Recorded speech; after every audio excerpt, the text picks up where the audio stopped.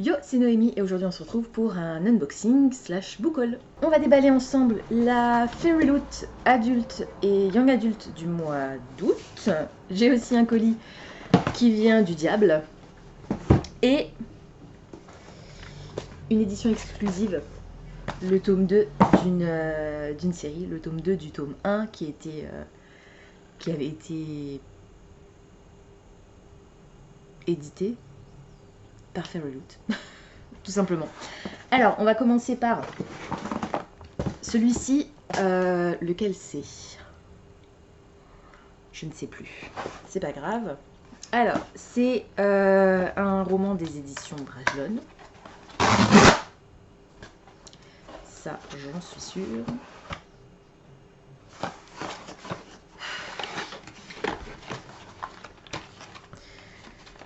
Ça, c'était pas prévu au programme. C'est du détartrant pour la cafetière. Qui est arrivé en même temps. Voilà, si vous voulez tout savoir. Hop, et du coup... Ah oui, le fleuve d'argent de S.A. Chakraborty, c'est le tome 3.5 de la trilogie des Vabad, qui est en fait un recueil de nouvelles.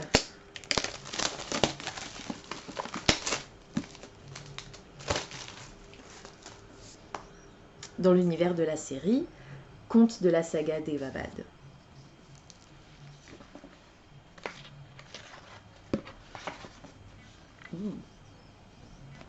Il est beau.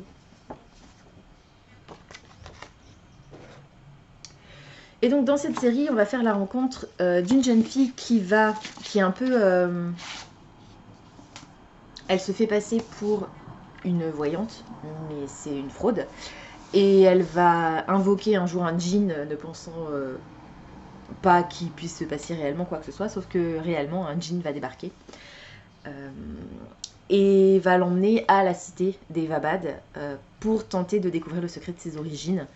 Et de là, plein de choses vont se développer. On est sur une fantaisie, pas vraiment romance, orientale certainement, avec des créatures fantastiques, de la magie et des complots politiques principalement. Et j'avais vraiment bien aimé la trilogie. C'est pas une de mes histoires favorites, mais je pense qu'à la relecture ça pourrait le devenir.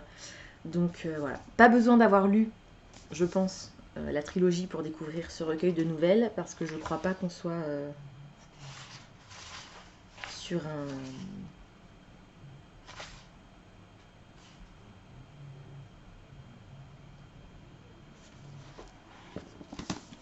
C'est différentes nouvelles dans l'univers, donc je pense pas qu'on ait vraiment besoin de connaître déjà l'univers pour découvrir ces nouvelles. Mais je reconnais les noms de certains personnages. Un épilogue alternatif à l'Empire d'Or. Ah, intéressant. Donc si, en fin de compte, il vaut peut-être mieux avoir d'abord lu la trilogie des Vabad pour lire celui-ci. Voilà, donc ça c'était la sortie attendue, entre guillemets, oui et non. Alors par contre, comme me le faisait remarquer Diane, 24 € pour un livre qui fait moins de 300 pages, c'est un peu abusé. De Saxus, ce serait bien que vous redescendiez un peu et que vous reposiez un peu les pieds sur terre. Bon. C'est comme ça. Ensuite, l'édition exclusive, c'est le tome 2 de Only a Monster, qui, je crois, vient également d'être traduit chez Lumen.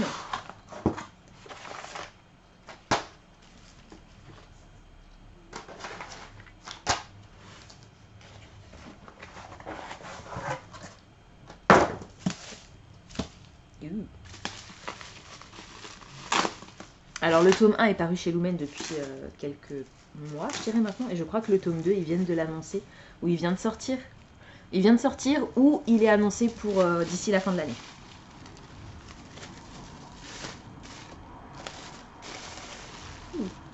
Et c'est Never a Hero. Est-ce que je peux utiliser ça? C'est trop. Hop. De Vanessa Len, et je sais pas où est le tome 1, quelque part. Quelque part par là. Voilà. Donc le tome 1, c'est Only a Monster. Le tome 2, Never a Hero. Il est vraiment très beau, j'adore. Donc la couverture colle totalement au tome 1. Ouah, mais j'ai... Alors c'est pas du tout le style que j'imaginais pour cette série. Mais j'adore.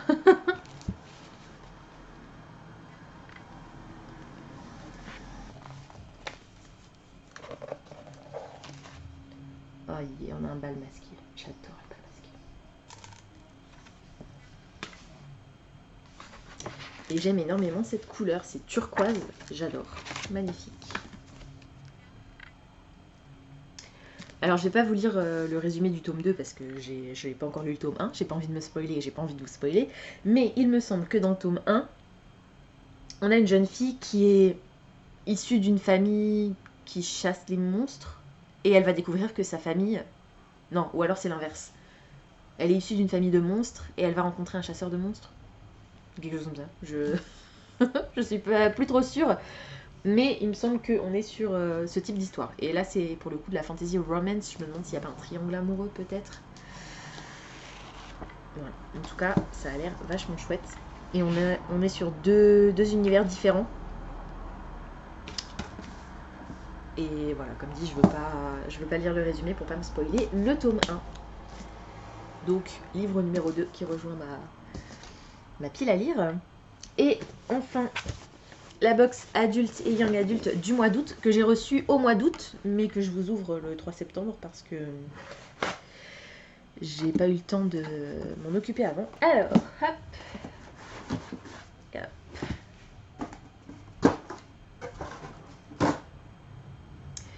Donc, il y en a un des deux, je me souviens ce que c'est. Et l'autre, je me souviens ce que c'est, mais je me souviens plus du titre. Donc, on va commencer par celui-là.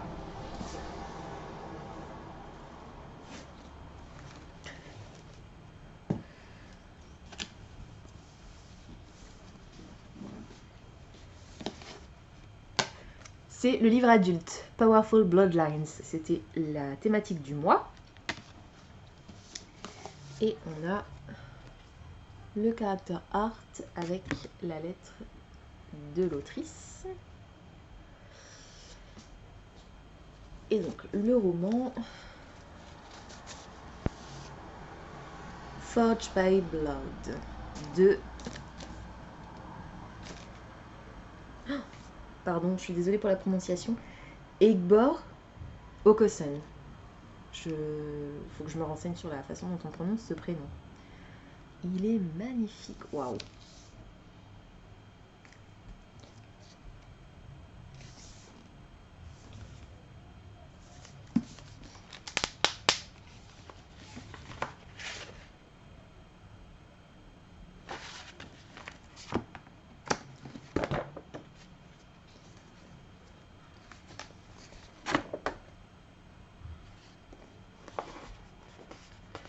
Et on a une couverture alternative que je trouve très jolie aussi. À la limite, je préfère la couverture alternative.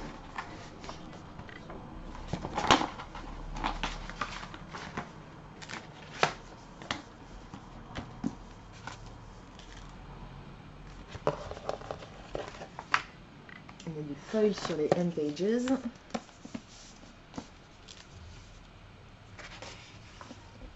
Il est signé.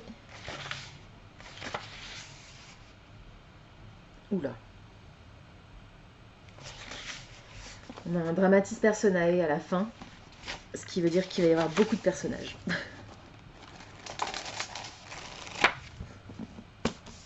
Alors, ils ont pris son langage, sa mère et sa maison.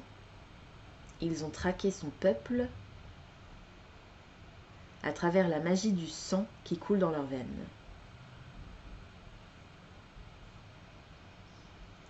Désormais démis à leur prince, et elle n'a aucune intention de le laisser partir.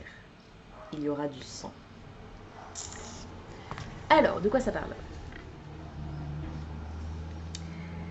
C'est une aventure épique et très rythmée, inspirée par la mythologie nigériane. C'est un conte plein de suspense, de rébellion, de rédemption, d'amour et de trahison.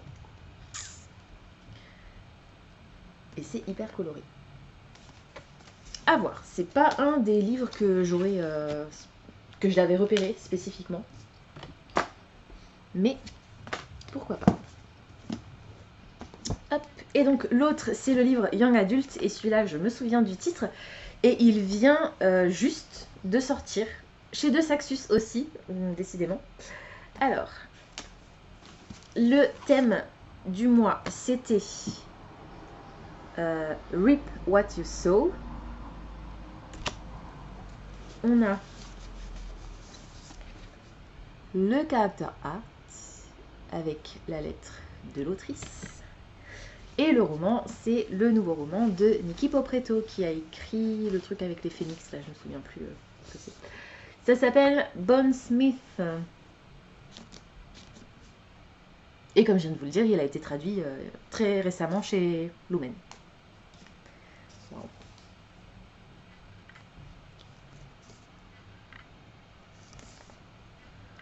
Ça brille.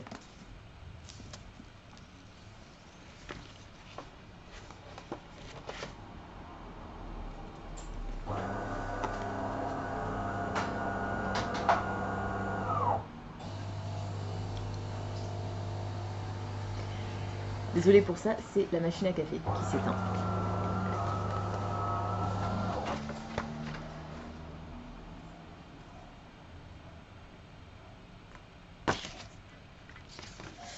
Couverture alternative, là encore.